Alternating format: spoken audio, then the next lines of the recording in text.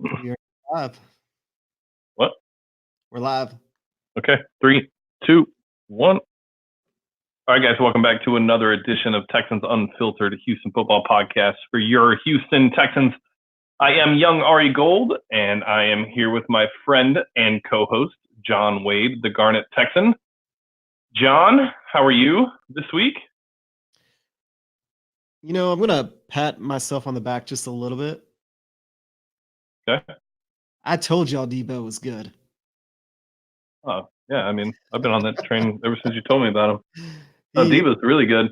if the 49ers had hung on, he really would have had a chance of winning the MVP for the Super MVP. Bowl as a rookie. Told y'all Yeah. he was good. Not just a Yeah. homer. Not all No, the time, at least.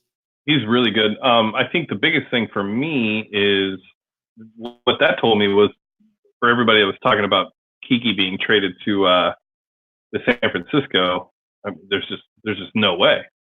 Debo is the slot for the next 10 years in San Francisco. So he's so good. If we would have taken him last year in the second round, I would have been totally happy. All right. Well, let's get into it. So this week we're going to do a bit of a longer podcast. We're going to do a 2019 Texans year in review, go over the season, not just the season, but we're also going to go back to the off season, talk a little bit about what we did, the additions, the players that left, and then go through that entire process. We'll go through the schedule. It's kind of interesting the fact that the Texans actually released literally a 2019 season in review video today, which was really good, narrated by Mark Vandermeer. So if you're interested, go watch it.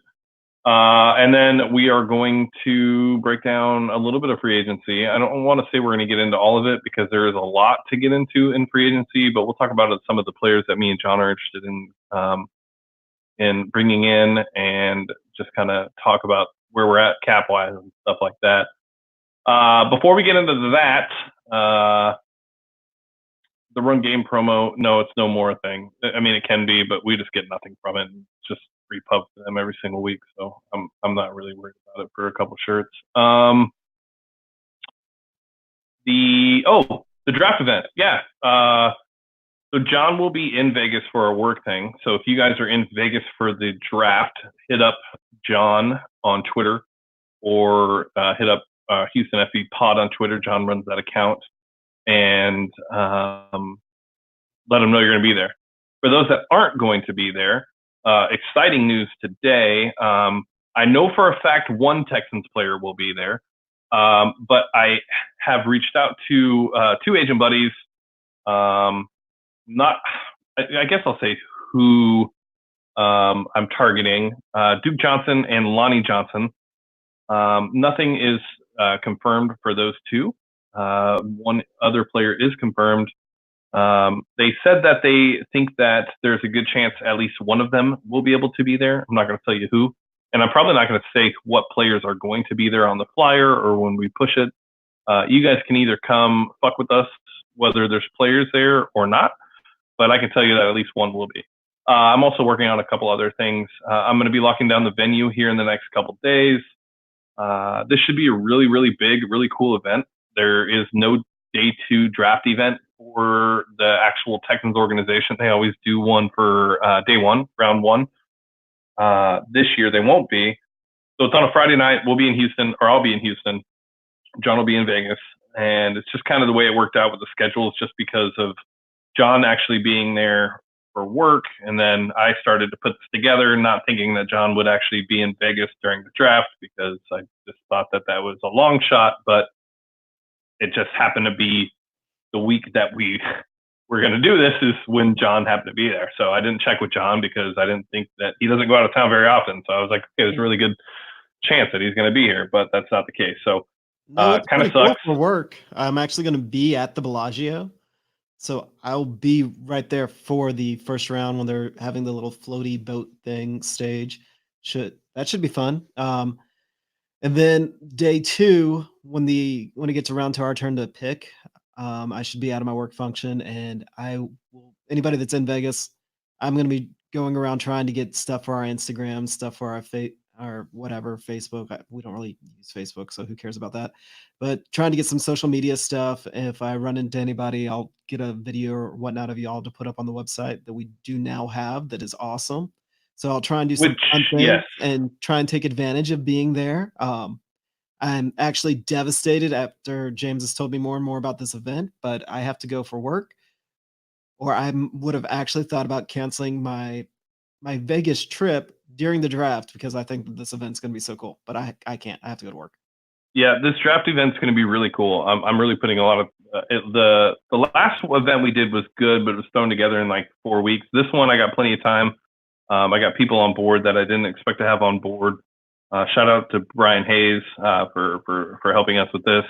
Yeah, it's going to be great. It's going to be really fun. I think while you're there, ultimately, if I could switch positions with you, I actually would, because you're the introvert and I'm the extrovert. So if I was actually in Vegas during the draft, I would do what I could to meet as many agents and players that I could to network and expand our growth, while you'll be there watching people get drafted and chilling with Robin, enjoying the views of Vegas. I would have left Jackie at the hotel. So, but yeah, no, this event's gonna be cool. Hey, real quick, the website is up. It went live last week. It is a beautiful website. It is extremely nice. It's well put together. Shout out to Cody Alder. Shout out to Sputnik, aka Cody. He's been on the show before. He did something that people don't have to do, and really he messes with us and appreciates what we do. So he put together a website for us for free. I can't thank you enough for what you've done, and me and John are extremely appreciative. We look forward to putting together some stuff to put on the website. I'm going to try to do some scouting stuff, since you guys really like when I talk about players. So I'm going to start doing some of that stuff. I'm thinking I'm going to kind of take all of the big boards, put them together, and then look at what players are going to be available in the second and third round, and that'll probably be where I target. So yeah, that I'm actually working on a piece right now, just a little tip on how the title of it is why I believe Deshaun Watson could be the Kobe Bryant that Houston has never had. So I have a lot going on it. I still need to figure out how I'm going to put it together, but I think, you know, the whole premise is Houston has never really had a player of that magnitude that's had an impact like that. We've had great stars. We've had Hakeem Olajuwon, you know, J.J. Watt.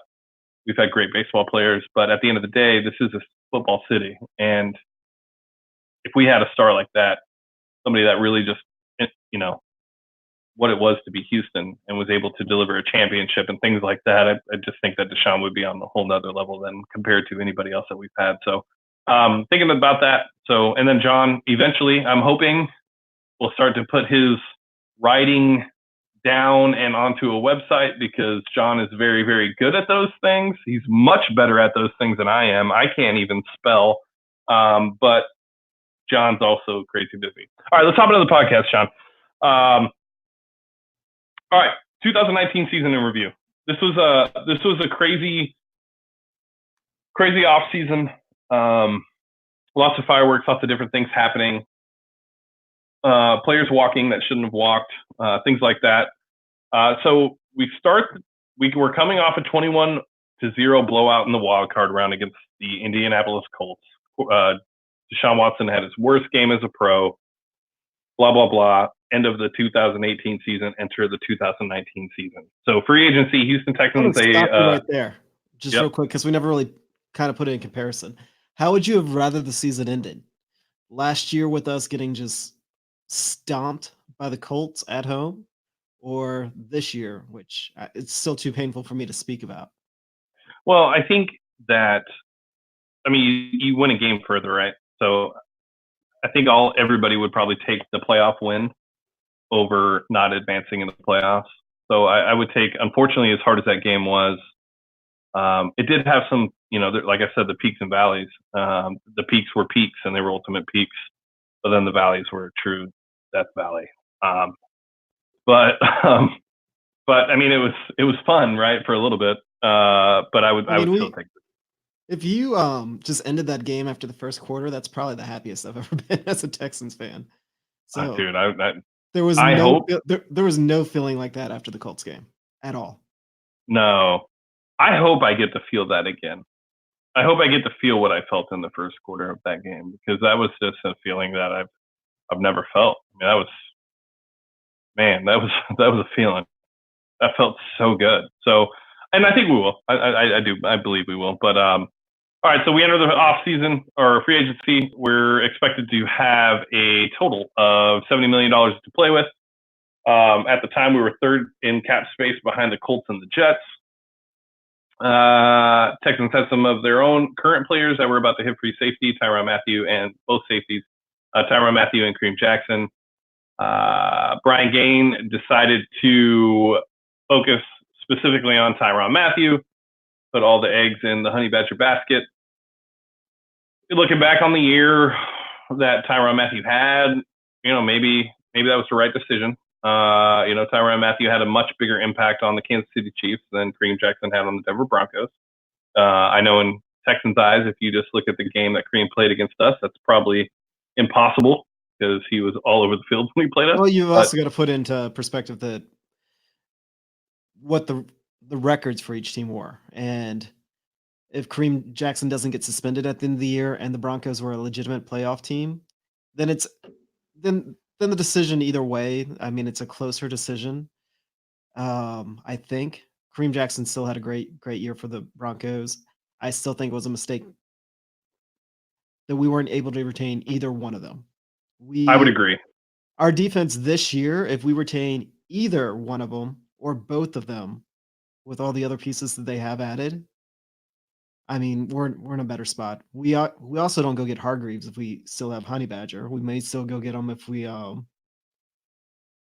have We had Kareem. if we have Kareem, but either way, either player would have been a huge upgrade to our secondary. And we kind of saw last year at times where our secondary was able to lift the game of below average corners. I mean, honestly, Sharice Wright, there's not a single corner on our roster at the end of the year this year that I would take Sharice Wright over, and he started the playoff game for us. Yeah. No, I agree. I think the one thing that we need to take into consideration is the fact that, I mean, Tyrann Mathieu, while through the first 6 weeks with the Chiefs struggled, once he understood the system and they let him be him, he really did have a very, very good year. And, it makes you question kind of the coaching staff and how things are being done here. And we've seen, and obviously there's been a change since then, but, if we had that Tyrann Mathieu, I don't know if you can compare which one you would rather have. I think you would rather have Tyrann Mathieu if we had that one. Yeah, I and mean, that play I that can't everybody remember. talked about after the Texans game where he took away two different reads and then was able to get after, I think it was Deshaun Watson or a running back. I forgot, but I think it was Deshaun. That was just an incredible play that you really don't see safeties make. I mean, he took away the middle of the field read, the right side of the field read, and then was able to get to Deshaun. But that's a freak play, a freak play. Well, we kind of talked about it as almost like a negative with Tyrann. He's better when he doesn't have to cover.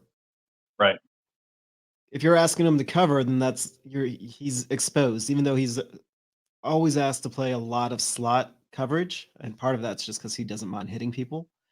But once the Kansas City Chiefs cornerbacks took a step up in their play, and they weren't relying on him in coverage as much, and they were saying, "Hey, Tyrann, don't cover, just go make stuff happen." That's when he started to play really, really well for him. If you cannot tell me that once we had added Conley, once Roby was healthy, even if we did sign Hargreaves, at that point, Tyrann Mathieu wouldn't have to cover. He'd get to go make stuff happen. And I talked about it before we had signed Tyrann. If we could have him out there as just like a heat-seeking missile. This was 2 years ago, season in review, when we had our wish list. Tyrann Mathieu was actually on my wish list right after he got cut. And we were never able to use him properly. Like, that's a definitive statement. We never got the chance to use him properly because of our weaknesses in other personnel, specifically at corner, where this year when we were not necessarily better at corner, but more athletic at corner, we would have been able to use him. And he would have been a much more beloved player, I think, than he ended up being in Houston if he had gotten to play with these corners. Fair. Bit of a tangent on Kareem and Tyron. Obviously, both a little, still feel a certain way. But I know we're not going to be able to do that too much, John, because we have a whole season to get through. So just FYI, if we don't want to may be have to break recording this into till 2 in the two morning, because this is what's going to make this podcast fun because we all lived this season, so we got to kind of bring stuff in. Yeah, agreed. All right, so free agency, both Honey Badger left, or Honey Badger and Kareem Jackson left. Kareem Jackson left without even actually receiving a phone call from the Texans front office. To me, that's really the biggest part about this that bothered me the most. It wasn't necessarily that. I hope that was on Gaines' exit interview. How do you not give Kareem a call? Yeah, I mean, look, we've talked about it before. He's been here 9 years. Okay, the least that he should get is a phone call saying, "We appreciate what you did, but we will be turning our focus somewhere else in free agency. Thank you so much for everything you did for the organization. We're moving in a different direction." That's all it would take. It's really not hard. Anybody that's managed people should know that that's how it should have been handled. All right. So both of them leave. They signed pretty good deals. Tyrann Mathieu, I think it's like $14 million a year. Kareem Jackson ends up getting $11 million a year. Good for both of them. Whatever. All right. So then rumors started to turn. Texans were in on every big free agent that was available in the offseason. Every single one. Le'Veon Bell, right guard Roger Saffold, tackle Trent Brown. Those were the three big names coming into free agency that everybody in the media was talking about. That was the guy. Those were the guys. And Texans were in on all of them. There were rumors tied to every single player. And the Texans struck out on all of them. Now, looking back on it, I'm glad we didn't sign Le'Veon Bell. I know at the beginning of the season, you were all about it. At the beginning of the offseason, you thought that Le'Veon Bell could be a game changer for this team. I didn't want to pay him. I still think he could be. I still think he could have been. He could have been a difference maker. I mean, he's a hell of a pass protector. He's a hell of a running back. I mean, that offensive line in New York is about as bad as what the Texans' offensive line was last year. Last year, with that team and the way it was constructed and not knowing what we know now, I stand by that statement completely. That if we had gone out into halfway through last year and traded for Le'Veon Bell instead of Demaryius Thomas, didn't like the idea of paying him. I hate the idea of paying running backs. But now, after watching us have Duke Johnson for a year and not criminally underusing him, but we still underused him, you know what? It's probably a very good thing that I'm not GM of the Texans and I didn't spend any assets on Le'Veon Bell. Well, and I didn't break this down in when I was writing, but at the trade deadline, there were also rumors associated with us wanting to trade for Le'Veon Bell. Right. So Bill O'Brien has a hard-on for Le'Veon Bell. Bill O'Brien thinks Le'Veon Bell is a very, very good running back. And he's right. He is a very, very good running back. The difference is nowadays in the NFL, you just don't pay running backs. It's just not the way it works. You can find them anywhere, plug and play. Prime example, Carlos Hyde, trade Martinez Reagans for a running back that's going to be cut in Kansas City. And look what you get. You get a 1,000-yard rusher. So, but the Texans walked away with none of those stars, and they ended up signing cornerback Bradley Roby to a one-year prove-it deal, $10 million. Tight end Darren Fells, 1 year, $1.5 million. Quarterback Breon Body Calhoun, 1 year deal. Safety Tashawn Gibson, 3 year, $22.5 million. And backup quarterback AJ McCarron. Now, at this time last year, when Texans fans were looking at the free agent signings of the Texans front office, I think the most exciting one was cornerback Bradley Roby, because it was a cornerback that we were paying $10 million a year. Was somewhat of a big name in cornerback. Everybody knows how I feel about Bradley Roby. I think Bradley Roby is a cut below the top tier corners in the league. And I don't even think we saw that from him last year in full. But we saw it at times. Darren Fells, I think everybody was kind of like, oh, blocking tight end. We now have a blocking tight end. And he became a lot more than that. Breon Bowdy Calhoun ended up getting cuts. Tashawn Gibson was a good signing for us when he played.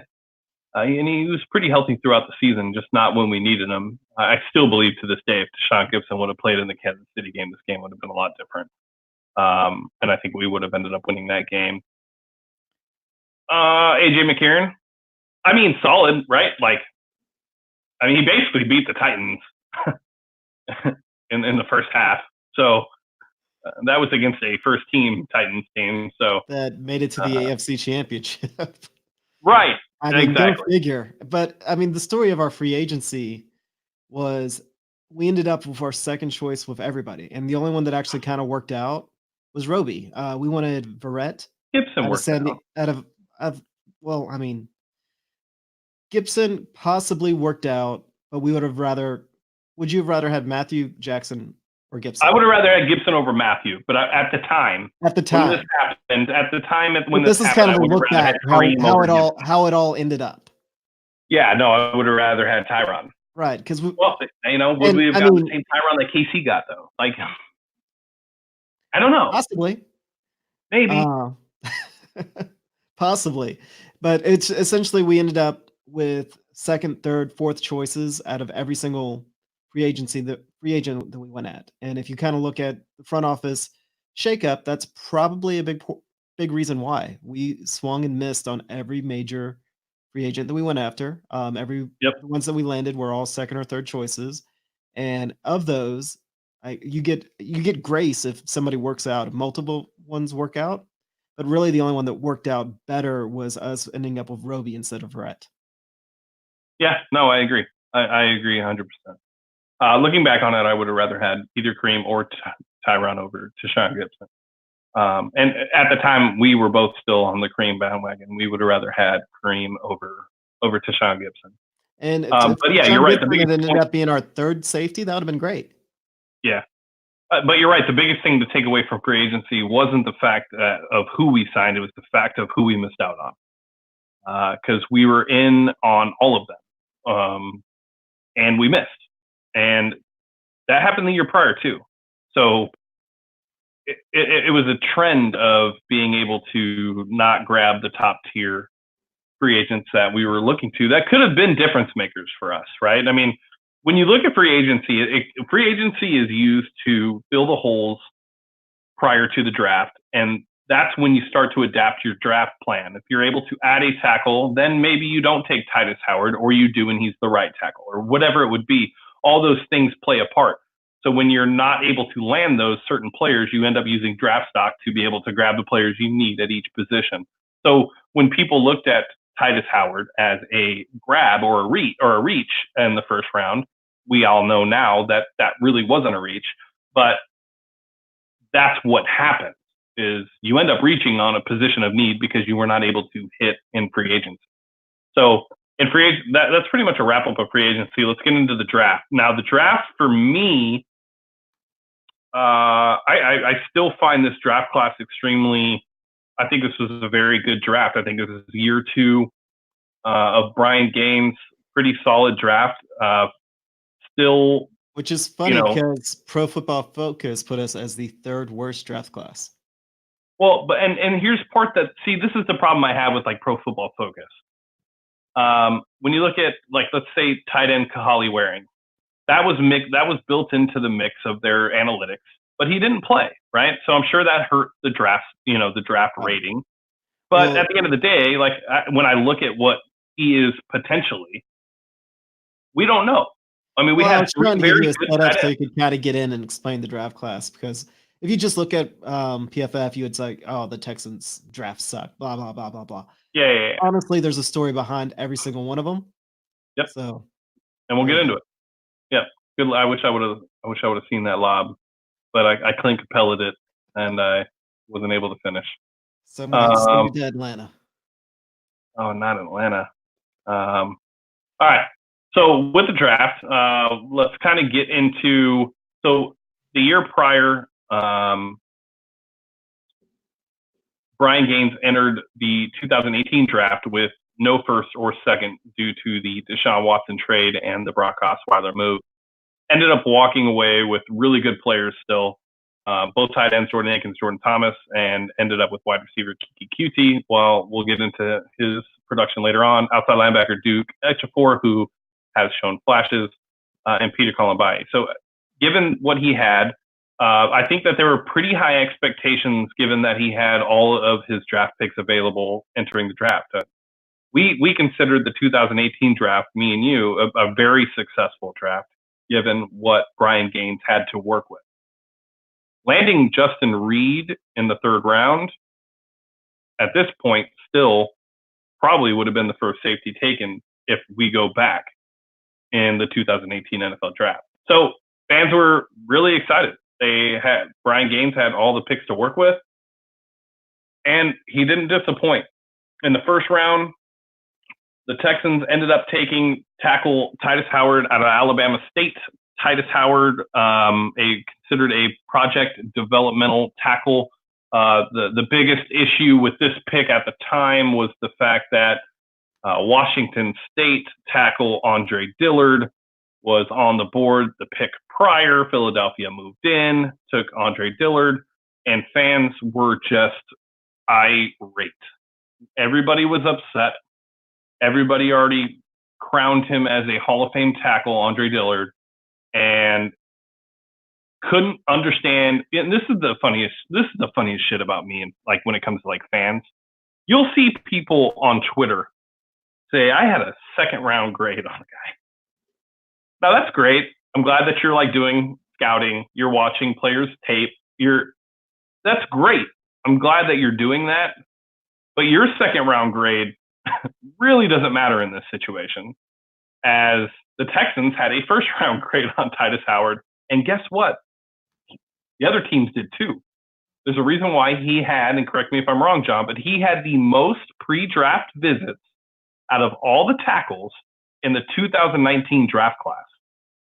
That has to speak volumes to how he is regarded in the league. 32 other front offices thought a really good idea to bring him in. We had kind of spoken about it during the draft, and it's part of the reason why he looked so much like a project tackle. He is built, and his his shuffle scores, like his agility scores and all that, are everything that is pretty much perfect to be a tackle. Like if you do all the checklists and do all the check boxes, he hits them all except for big game experience. He just didn't play up against other big players. Part of playing at Alabama State is his competition was just they were smaller guys. He wasn't playing up against a 310 pounder that can run a 4.8 or whatever it is some of these defensive ends and defensive tackles out of the SEC can. And so he got docked. However, the things that you can't coach, like size and speed, he had. Yeah. Yeah, no, he had. And there were a couple draft scouts that had him as compared to Dwayne Brown as the tackle that they would compare Titus Howard to. And when you look at his frame and his build, he's very similar to Dwayne Brown. So, I don't know why there was such an uproar, but there was a huge uproar. Anyways, we'll get into Titus Howard later on in the season. Second round pick, we had two of those.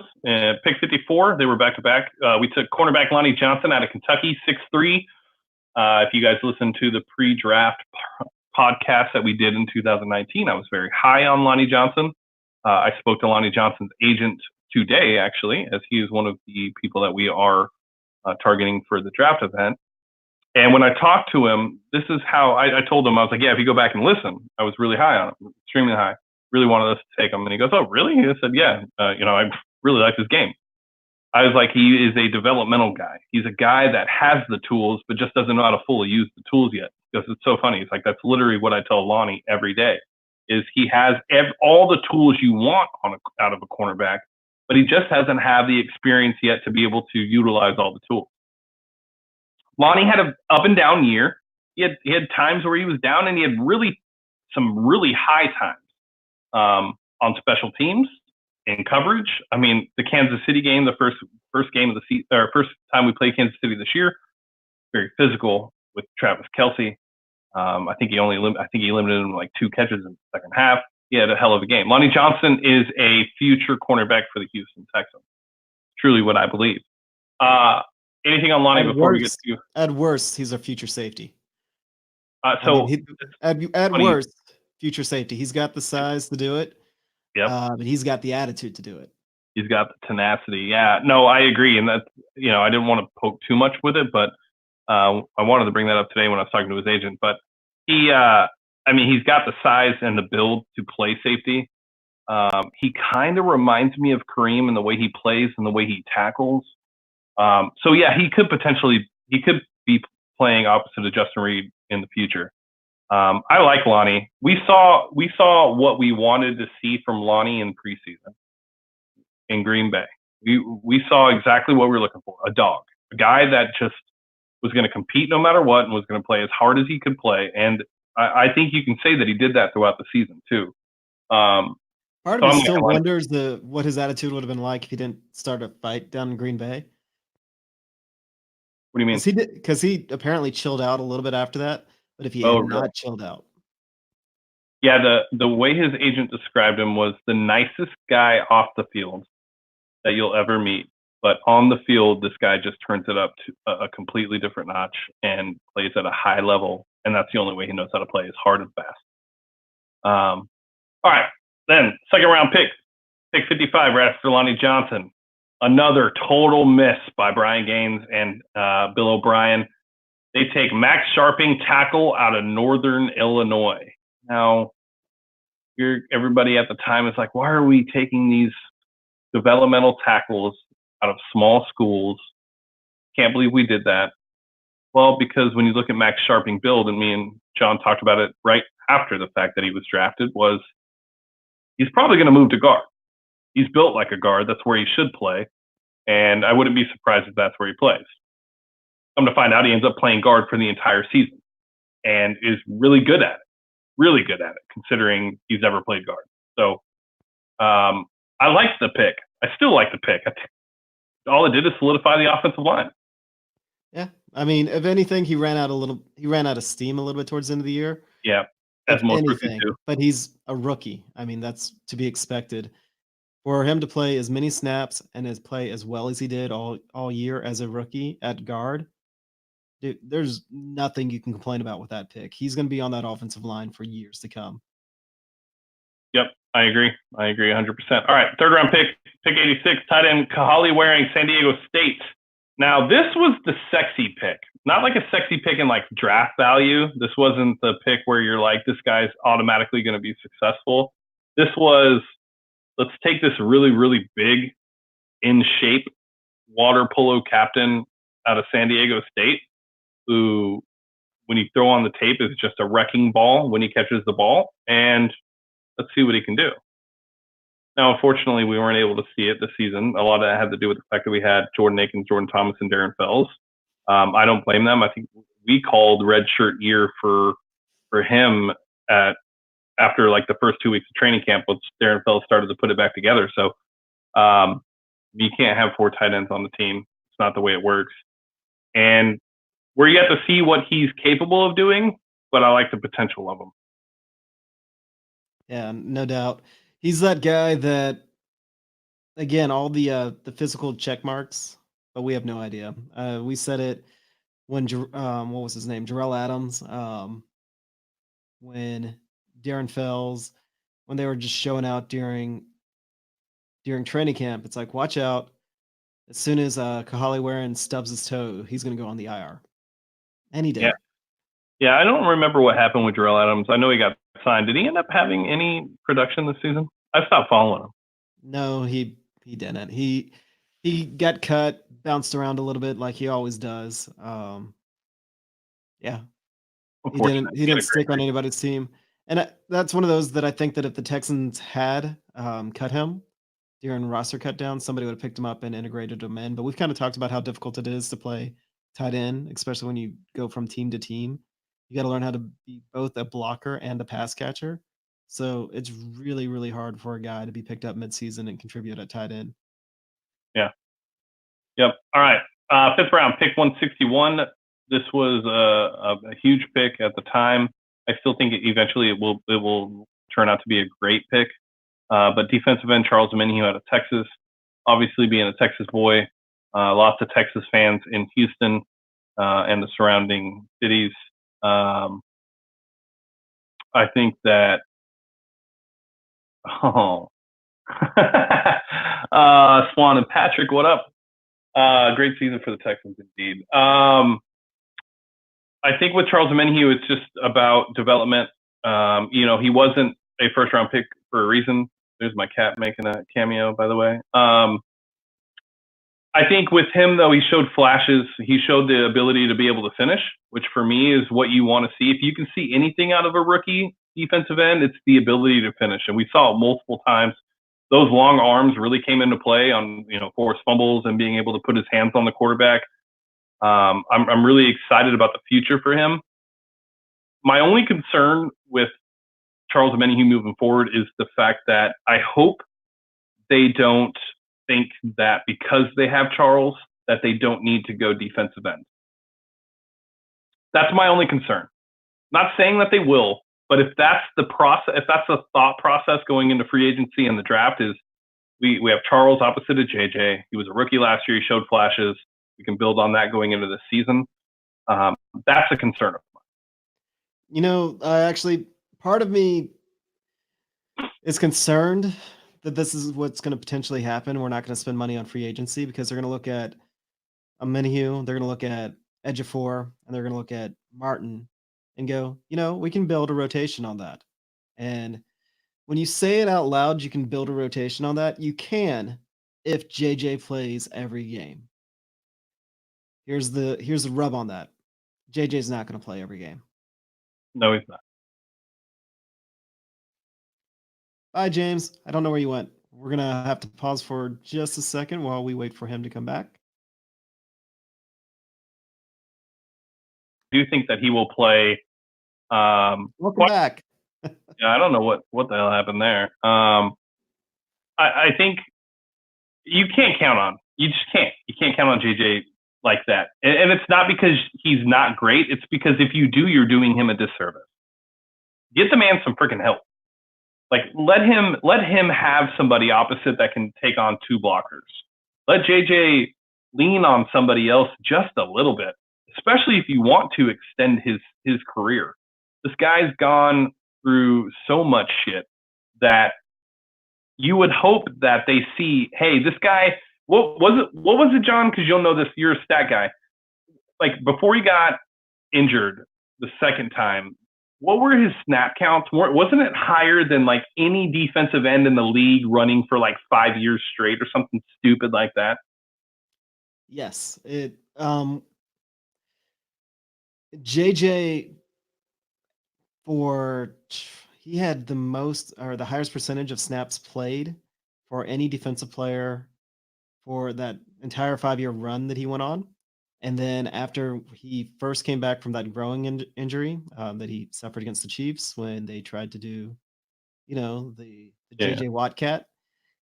After that season when he came back, they ramped him right back up same way, which led to him hurting his back.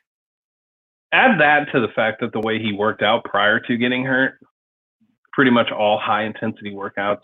I don't know. I really hope that they realize like we should build on this and just give JJ the ability to have somebody else on the defensive line. We're going on a tangent though, so let's stick to it. Yeah, and I'm just going to finish that off real quick with when JJ played this year, JJ was JJ. JJ was absolutely dominant. So let's get him some help. Let him be a rotation. Let him be able to take some time off during the season. Because here's the thing.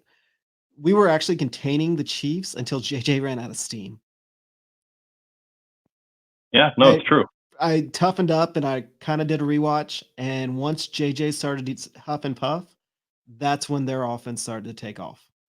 Well, and to be honest though, like it's hard not to huff and puff when you're just like 3 and out punt, 3 and out punt, and you're just on the field having to deal with such an explosive offense from the Kansas City Chiefs. Like, I don't know what else you could have expected. But But yeah, no. To be fair, I agree with you 100%. And we still saw in the wild card game the impact that JJ can have, not just from a sack perspective, but just the building. Right? People were saying that was just as loud as it was when he got his pick six in Cincinnati. So JJ's a game changer in all sorts of ways, but get the man some freaking help. Oh God. Oh, I'm not doing that right now, Pat. I'm not doing that. I get too much hate for and being critical of JJ. All right. So next pick, 6th round pick, 195 cornerback Xavier Crawford out of Central Michigan. I missed on this.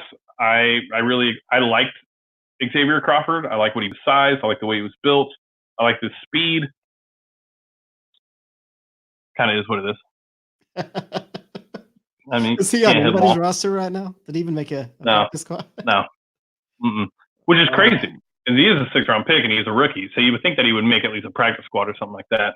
I'm going to put this up there just so people can know what you're talking about. So in the YouTube comments, Pat says, bold restriction, even though he meant prediction. Had to do that since you mentioned JJ. JJ Watt doesn't finish the 2020 season as a Texan. That's bold. That's bold. I critique the Golden Child all the time. And then Swan gets on to me for critiquing Deshaun. So you guys are here, though, so we must be doing something right. All right, so yeah, Xavier Crawford got cut. We'll move on. 7th round pick, 220, fullback Colin Gillespie out of Texas A&M. Outside of him being an Aggie, which is always an issue for me, we didn't see a lot from him, but what we did see were developments. We saw him get used towards the latter part of the season. Without him, we wouldn't have gotten past the Buffalo Bills with some key blocks on a Deshaun Watson touchdown. Colin Gillespie, is he Kyle Juszczyk? I don't know. He's a rookie. But that's who he. I'm glad that we're similar to, like the ability to catch the ball, block. Now, would it be as good as Juszczyk? Probably not. But the profile similarly to him, and to hopefully be used in a similar fashion.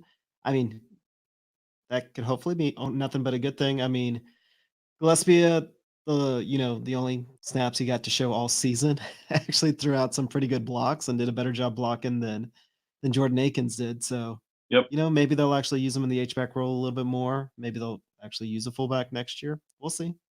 Yeah, we'll see. So to kind of end the draft aspect, I think the fans were disappointed. I think people that kind of knew football and were paying attention walked away from the draft thinking, okay, we addressed needs, we added players of value, and we got players that could potentially help this team. I realize that no matter what, a fan base will never be happy unless you have 7 first-round picks instead of 7 picks altogether. The problem is you just don't have 7 first-round picks. So. We would still be upset if we had 7. Oh, for sure. For sure. Bill O'Brien let's not even go there. We would still be throwing it. Bill O'Brien would have traded 6 of them to move up to number 1, and everybody would have just freaked out. God, why? We don't need a quarterback. I'm not taking a quarterback. I'm taking a wide receiver. All right. So then let's move on. The draft is over. We're going through training camp. Roderick Johnson Central Henderson's getting blasted. Matt Khalil's getting blasted on the ends. There's a lot to talk about how bad the offensive line is. Blah blah blah. Deontay Foreman gets cut. That was a big deal, I guess, coming off a torn Achilles. But the big news came on June 7th when Cal McNair shocked the NFL world by firing general manager Brian King. I think that's like, when I look at the 2019 season and off season, I look back at that news and I remember what we were doing. We ended up doing an Instagram live and it was a big deal. Everyone was freaking out. We became the Jets. We became the Browns. Can't believe that we did that. Such a disorganized franchise. They have no vision into what they want to do, how they want to be successful, how they're going to build their team, blah, blah, blah, blah, blah. How can you fire your general manager after the draft and free agency? Well, it's because you need your general manager during the draft and free agency. You don't really need them during the season. For some reason, people couldn't grasp that concept that It's really not that big of a deal. The time that we let him go, it was just the fact that we let him go, I think, for everybody else was the problem, especially after hearing alignment talk through the combine and through the draft and free agency about Bill O'Brien and Brian Gaines and how they're aligned. And it ends up being that their philosophies weren't aligned.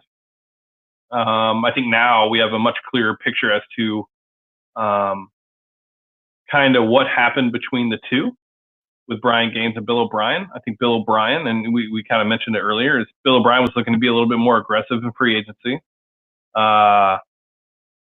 Missing out on those 3 top free agents was an issue. And I really think that that's what it boiled down to. It was just the fact that we weren't able to get the guys that we were targeting. Mainly, if I had to guess, probably Roger Saffold. I think that was probably the free agent that they looked at and said, we lost him to Tennessee and they didn't sign him for a bunch of money, and he would have been an impact guy immediately. If I had to guess, that was probably the one that really started to rub Bill O'Brien the wrong way. I don't know. What are your thoughts, Sean? I'm in agreement. I don't know if it was Saffold specifically, but we've talked about it before. We talked about it when they moved on from Rick Smith. When you listen to some of Bill O'Brien's press conferences, there's guys that he just does not want to lose, and we would lose them. Yeah. So when it came to the power struggle, I think that's what it came about. Bill O'Brien lost another one of his guys, and then there's a free agent that he targeted and they miss out on. I just think that it was just one of those where he was getting tired of losing out on it. And it's a critique that Lynch had when he took over the 49ers. And they actually use Juszczyk as an example. Was Lynch way overpaid to get Juszczyk on the Niners, to take him from Baltimore. And they were saying it was the mark of a rookie GM that didn't know what he was doing. It was he had identified players and he would do whatever it took to get that player instead of trying to find something comparable. Now, looking at how the 49ers are starting to shake out, is maybe that's not necessarily the wrong mindset, because when you're always looking for somebody that is comparable, there may not be anybody out there that's comparable. So maybe you shouldn't worry about losing out on a free agent over a couple of $1 million, especially when you're on a rookie quarterback contract. Yeah, no, I agree. And I think Juszczyk had 2 touchdowns, right, in the Super Bowl. 1 and an inch away from his second. Yeah, that was it. Yeah. Yeah, whatever. So that, and then people were starting to say that it's because we let Philadelphia trade in front of us to get Andre Dillard. You could find a bunch of different reasons as to why it potentially happened. At the end of the day, here's why it happened.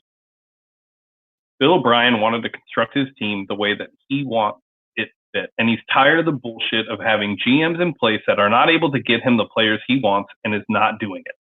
At the end of the day, I think that's literally all it's about. I have a roster, I have an idea, and I have a plan. And for me to execute said plan, I need a GM that can come in and do exactly what I need them to do for me to be able to do that. And the main reason why I say that is because when you look at what happened after Brian Gaines left, you see Trader Bill come in and just do everything he can to get the players he needs to be able to fill a competitive roster and a competitive team. Now, before we get into the trades, let's get into the Nick Caserio stuff, because that has to be talked about. So Nick Caserio was Texans wanted to hire Nick Caserio as the general manager. They were unable to do so. They had tampering charges pressed against them or filed against them by the New England Patriots. 2 days later, we get a statement saying that we're no longer pursuing Nick Caserio as general manager. We are going to act as a front office committee, and that'll be kind of what we do. So Texans move on. Preseason begins. That's when things start to pick up a little bit. So fast forward to preseason. A lot of the questions around the team was, how will they protect Deshaun Watson? Did they fix the secondary? What will they do with Jadeveon Clowney, who at that time was franchise tagged by Brian Gaines on March 4th? He had no intent in signing the franchise tag until 2 weeks prior to week one. Bill O'Brien was not happy with JD not wanting to come to practice. I don't understand the mindset of that, as most players don't want to get hurt on a franchise tag year. Is what it is. Lamar Miller ends up, he tore his ACL, right? Yep. Yeah, tore his ACL. ACL against the Cowboys, first or second play of the game. It was Julian Davenport's responsibility to pick up a blocker, completely whiffed, and Lamar Miller got crushed.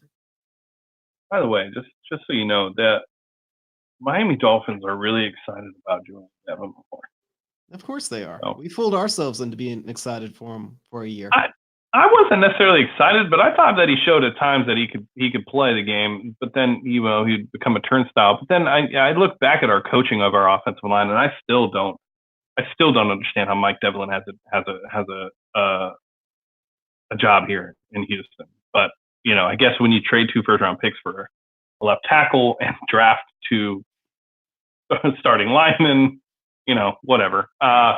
Anyways, so Lamar Miller tears his ACL. Everybody starts to freak out. Boom, Duke Johnson, bang. Trader Bill starts what he shows that he will do, and he traded a 4th-round pick, conditional 3rd, for Duke Johnson to Cleveland. Ended up being, if he started 10 games. No, played 10 games. I think he just needed to suit up. If he suited up for 10 games, it became a 3rd-round pick. He ended up playing every game. We gave up a 3rd-round pick. Duke Johnson had a good year. We'll get into that a little bit later. So now with Duke, and God, what were the name of our Karan Higdon and Darian Crockett, Taiwan Jones. Those are the 4, right? I think you named them all. Yeah. Lamar Miller, Deontay Foreman, Karan Higdon. Yep. Crockett. Yep. Demarius Crockett. Yep. Okay. And then we add Duke Johnson to the team, and awesome. Everybody's excited. We see that Trader Bill is starting to get to work a little bit on this roster that he wants to construct. Now the talk is all about Jadeveon Clowney. Now,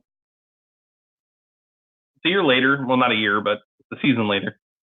I'm still hurt by the trade, but I'm still hurt by the trade because of how everything went down, just like last year. It's not necessarily that we traded Jadeveon Clowney. It's the fact of how things were handled that got to the point to where we were able to get a minimum return on Jadeveon Clowney. If Brian Gaines and Bill O'Brien were aligned, there's a good chance that we would have been able to either trade him at the draft, or as soon as we franchise tagged him, traded him to another team that could have worked out a long-term deal, gotten much more back, at least a first. We would have at least gotten a first. I think it's totally fair. Based off what we saw, Frank Clark, Dee Ford, I think Jadeveon Clowney is better than Dee Ford. They got a second for him. I think we would have gotten a first. But because of the situation between Brian Gaines and Bill O'Brien, we were not able to maximize the value of Jadeveon Clowney and ended up having to ship him out. So fast forward through the preseason, the biggest injury coming out was Lamar Miller. Outside of that, we were a pretty healthy team. Then Saturday comes before our opening game against, we're about 10 days away from the opening game against the New Orleans Saints in week 1. And boom, Twitter just goes ballistic. Patrick Storm starts. Hey, Jadeveon Clowney may be shipped off to Miami. Boom. That doesn't end up happening. Jadeveon gets a sniff, says, F y'all, I'm not going to Miami. I won't sign my tender. Then Trader Bill works a deal out with the Miami Dolphins to send 2 first-round picks, a 3rd or a second? Second. It was a second. No, second. It was 2 firsts and a second. Because we got Kenny Stills. No. Oh, then we got back a 5th. Yeah. So we traded the Miami Dolphins 2 first-round picks and a second-round pick and Julian Davenport in return for franchise tackle Laremy Tunsil and wide receiver Kenny Stills. If you looked at instant reaction Twitter, which is never fun to do. Texans got blasted for giving up so much draft stock in picks to be able to grab Laremy Tunsil. Me and John love the deal. I still love the deal. I think we're starting to really see a trend in the NFL where draft picks are overvalued. I think you're seeing teams realize that if you can get a developed player that can immediately impact your team and not have to be a crapshoot, you do it. And we saw that. This was a trend. This was the beginning for us. We saw it with Duke, and we saw it with Laremy Tunsil, and then we saw it with other things. And we traded for Laremy Tunsil and Kenny Stills, John. And now all of a sudden the offensive line looks like it could be much better. Yeah, I'm still supporting the move. As upset as I still am over the Clowney move, even if we think that Martin will end up being a good player, I am just as happy with how the Tunsil deal worked out. 2 first rounders and a second rounder, and we got to get Tunsil signed, but that's going to happen. Granted, he's going to be the highest paid offensive lineman ever, but it was still the move. And Stills is a very, very good receiver. So again, you nailed it. I'm a firm believer right now, partly because of how long we have to talk about the draft. We're now in draft season where we've got nothing to really talk about except the draft. NFL free agency, while it's interesting, but teams aren't really built to win around free agency. And it's so quick. Yeah. And so the draft gets a lot more spotlight put on it. It's a bigger deal is made out of it, and those draft picks become more valuable because of it. But then you look back at there's so many misses in the draft. So many misses. Either trade your picks and get players that you know are going to contribute right away, or trade 4 picks so you can draft redundantly and get 3 or 4 guys with the hope that one of them works out. That's the way to go. I mean, that's how both the Patriots have built their teams. That's how the Seahawks have built their teams.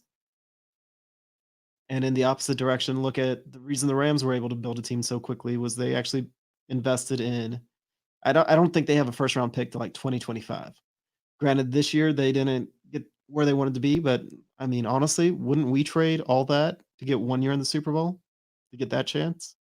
Yeah, absolutely. I think when it comes to certain positions in the NFL draft, I think there's positions that you value that are worth you taking, the gamble on, right?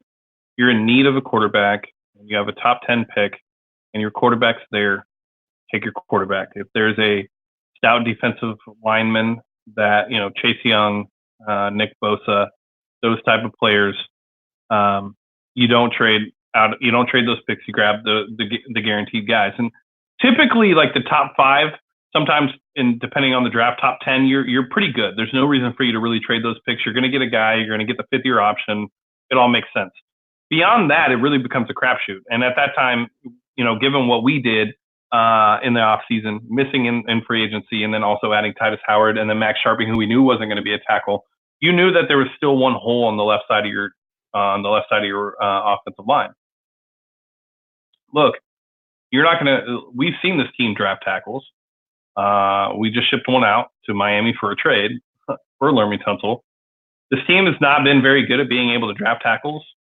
And just so everybody understands, a lot of teams aren't very good at drafting tackles.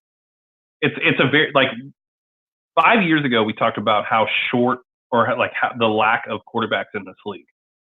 Okay. Now we're seeing that there's almost every team in the NFL has an answer at quarterback or think they have an answer at quarterback. It's not as rare anymore to not have a quarterback.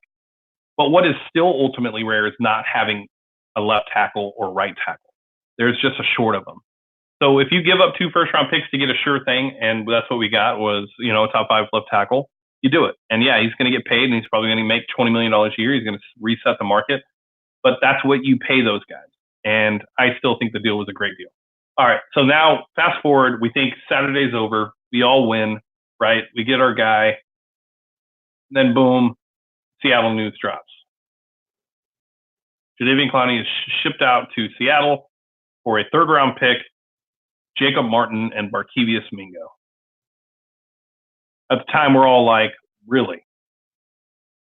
This is what we're getting in return. You didn't want Jadeveon Clowney on the team that badly that you literally set him out for nothing. I still look at the trade now and I'm like, sure, Jacob Martin has some, potential. And we ended up trading that third round pick for cornerback Gareon Conley, who I'm a big fan of. I think Gareon Conley is huge. I really think Gareon Conley's got a very, very bright future with the team. But we could have made that trade still and kept Jadeveon Clowney. And that's the problem I have, considering this team literally had zero pass rush all year. Watching JJ run out of gas against the Chiefs, if we have Clowney and we've still traded for Conley, that doesn't happen. And yeah. Martin had Jacob Martin had some great plays. He flashed at times. I'm not sure what he provided against the Bills. I'm not sure we would have had to beat the Bills in a different way without him. However, it did. It just trading Clowney this year, while it made sense in some regards, maybe, I guess. I'm trying to figure out a way that it wasn't just an emotional response. Really did weaken us this year. He honestly, if you looked at the end of the year, the one piece we needed to get us over the hump and to kind of survive against a team like the Chiefs was a player like Clowney. And we had Clowney and we gave him away for pennies. Yeah, I think that's really the biggest thing. It's just given what this team's needs were at the time. Look, I get it. Like I was the one that said I expect Clowney to rip it up in Seattle playing in a 4-3. I was wrong. He didn't. He had games, right? That Philadelphia game, boy oh boy, that was a game. But at the end of the day, like it just wasn't consistent enough. That's always been Clowney's issue. But I still think that we would have gotten more production now I think that we would have gotten more production out of him if he would have been on our team, utilizing him the way that we've utilized him for the last 5 years. But is what it is. I don't like the trade still, as right now we would be in a position to potentially recoup a first-round pick for next year or this year if we had Clowney and was able to franchise him and send him to a team that could sign him to a long-term contract. We could have refranchised him, still traded him, and gotten more out of it. Signed him. Yeah. And still opened up we had so much cap room, we had flexibility. Yep. And to this day, it still doesn't make sense to me. Other than them trying to save real life cash. Texans Cap kind of talked about it, where we always talk about theoretical budgets and not actual budgets. And he talked about during the season, maybe the Texans were cash poor for whatever reason, which to me doesn't make sense. I don't understand how an NFL team can be cash poor. But if so, then the McNairs need to sell the team because that's just gross mismanagement. Yeah. I think the biggest issue is just with this whole situation is just the lack of, whether it's communication or execution between Brian Gaine and Bill O'Brien. It sounds like Brian Gaine, he talked about wanting to sign Clowney. Bill O'Brien sounds like he didn't want to sign Clowney. They offered him a contract last year, didn't meet the expectation. So kind of is what it is. All right. So we're past the off season. We make the big trades. The team is impacted in a very, very good way. We add to the team. We add the wide receiver that we need prior to, or just in case Will Fuller gets hurt, in Kenny Stills. And, we enter week 1 against the New Orleans Saints on Monday Night Football, and it was a hell of a game. We had a great event that night, so that was fun. That definitely made it even better, right? Was being able to be with you guys and the community that we built. It's so cool, right? But the game itself was amazing, I don't think anybody expected this game to be as good as it was. Not one person in the world expected this Texans team to show up the way they did on Monday Night Football in New Orleans. Offense was clicking. Defense in the first half was stellar. And then Aaron Colvin happened. Right? Like, we look back, like, Swan keeps, when I'm talking to Swan, she keeps like, or even you, she mentioned it to you, like, I was pissed off about the Carolina game. She was pissed off about the Denver game. If we would have won the Saints game, we would have had a bye. One play away. Literally one play. We would have had a bye. It was the one game that we really had a shot at winning. And we didn't. Because Aaron Colvin didn't know how to properly line up and prevent, or where the first down marker is, or where the field goal is going to be. Like, really? That's why we lost? Such a Texans way to lose. Or just not touch the guy and let the clock run out. Yeah, we talked about that, but he gave himself up, remember? Yeah, there was arguments over that. But if Colvin was playing smart, he would have just stood in front of him and made the ref call the whistle after he realized the guy caught the ball. Because when he made the play on the guy had caught the ball. I mean, well, Colvin had a safety over him. So if Colvin would have just stood in the one spot that he wasn't supposed to catch it and not move at all and let him run past him, we would have won the game. Yeah. It was a rough game. There's a reason why he got cut. Fun. And I know Bill O'Brien got trashed by national media for cutting him right after the game, but he really deserved it. Colvin really deserved it. I agree 100%. I think that that was a stupid play. The fact that he wasn't coached properly, whatever, we'll get over that. Or we won't get over it, but it is what it is. All right, so we end up losing. What? Wow. What? The Cardinals are going to release David Johnson. Washed. Wow. I mean, I'll sign him to league minimum, but he's looked washed. And he's a guy with the ball in his hands. He's not going to fit this team. Hey, remember? Well, I mean, part anything to kind of bring this up is remember the leak out on what was it? Oh, shoot, why can't I think of their website? Actually, I don't want to think of the website because I don't want to give them coverage. But apparently, there was this big argument that instead of drafting no, it wasn't Xavier. It was a 3rd round pick that, was it Jalen Strong? Well, regardless, Bill O'Brien overruled one of our scouts on picking up David Johnson, whatever year that draft was. And that was the year Jalen Strong was drafted. Was it Strong? Yeah. Yeah, but that was the reason that scout went out and told, it was Walter Football. Walter Football, all these backstory issues about Bill O'Brien and Rick Smith and how Bill O'Brien's just been doing whatever he wants since he's been there. And that was the example that he gave. So I love David Johnson. I thought he was going to be the best running back in the league 2 years ago. Obviously, not last season, but the season before, their offensive line was garbage and they had a defensive head coach. But I expected, once this year happened with Cliff, I was like, okay, this will maybe be the year, and then we just didn't see enough out of him. I'm sure he'll sign a decent deal, but he'll get another shot. He's an athletic freak, and his speed is a freaking killer. So, and he's strong. He's very strong. So, all right. So move on to week 2. Texans versus Jaguars. That was just a weird game. Just a really, really weird game. I don't know why I can't pull up last season's schedule. I don't know where it went. Jaguars at Texans. And then what? I'm looking at it right now. All right, so the Texans Jaguars game, that was an interesting game. We ended up winning. The offense didn't show up. Defense did show up. Which is great. You want to see the defense show up after the week that we just had against the Saints and gave up a bunch of points in the second half and then lost because of Aaron Colvin. Justin Reed, basically, in the last 42 seconds, the Jags drive, score a touchdown. They're down 1. Doug Marone decides to go for two.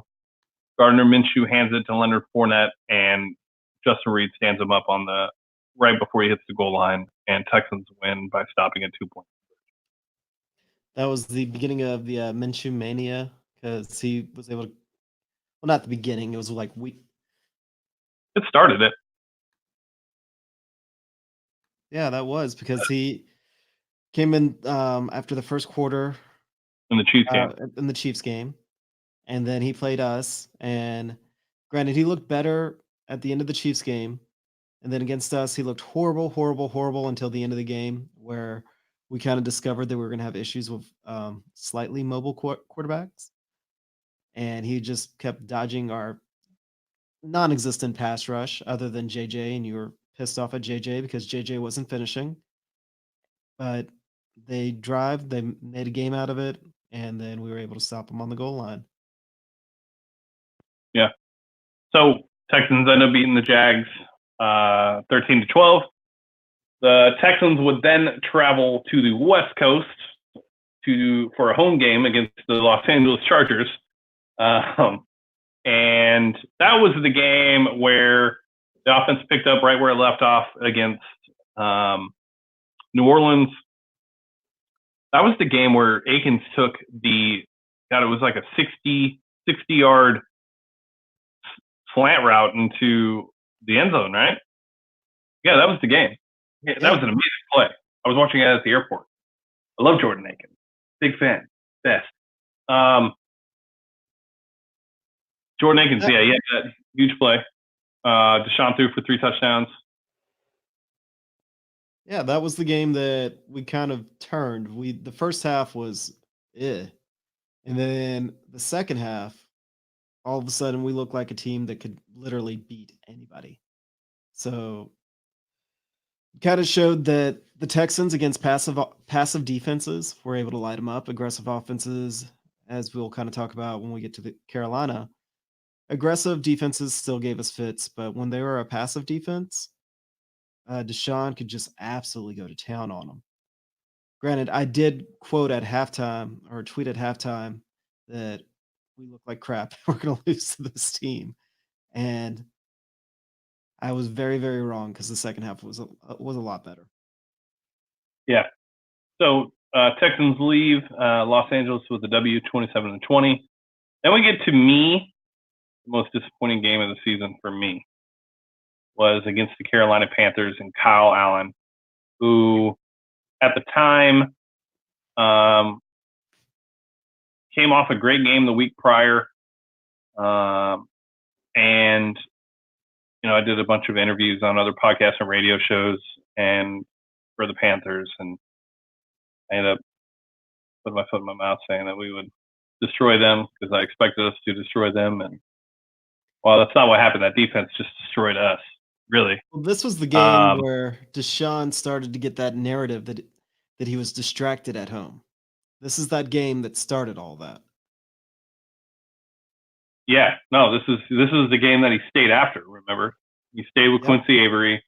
They were throwing on the field for a while. Aaron or Brian Smith or Aaron Wilson caught him after. The big deal. This was also the game or the press conference where Deshaun went viral for breaking down the Carolina Panthers defense. And yeah, we lost this game. I mean, they got after Deshaun extremely quick, extremely tough.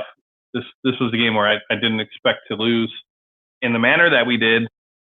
But kind of is what it is. All right, John's wanting me to wrap up.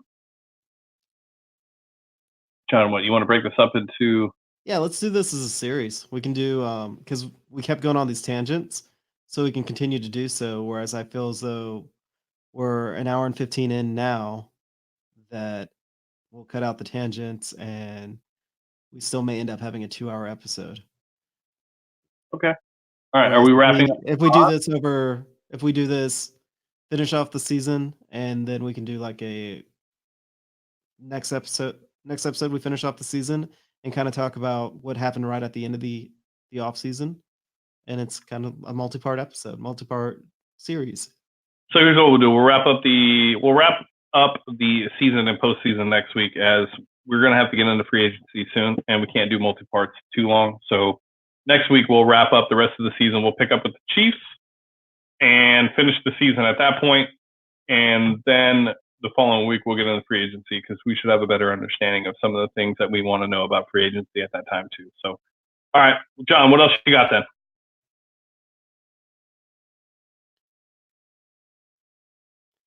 Just if you're listening to this as a podcast next week, try to watch us on YouTube. We can put your questions up on the screen. So I think that's pretty cool. It adds a little bit to it, and that's all I've got. Yeah, shout out to the listeners. Shout out to people on YouTube. Thank you for watching. We will be back next week on our regular time. Will we do a Monday night regular time next week? Yeah, we should do regular time. We'll probably shoot to broadcast, I would say, at 9 o'clock, because we actually got more traffic by starting at 9 o'clock instead of our usual 8:30. So we'll try and see if that works again. If you're okay Word. with it. Yep, that works. All right. Well, with that being said, I am Young Ari Gold, signing off for Texans Unfiltered. Next week, we will wrap up our season in review for the 2019 Houston Texans.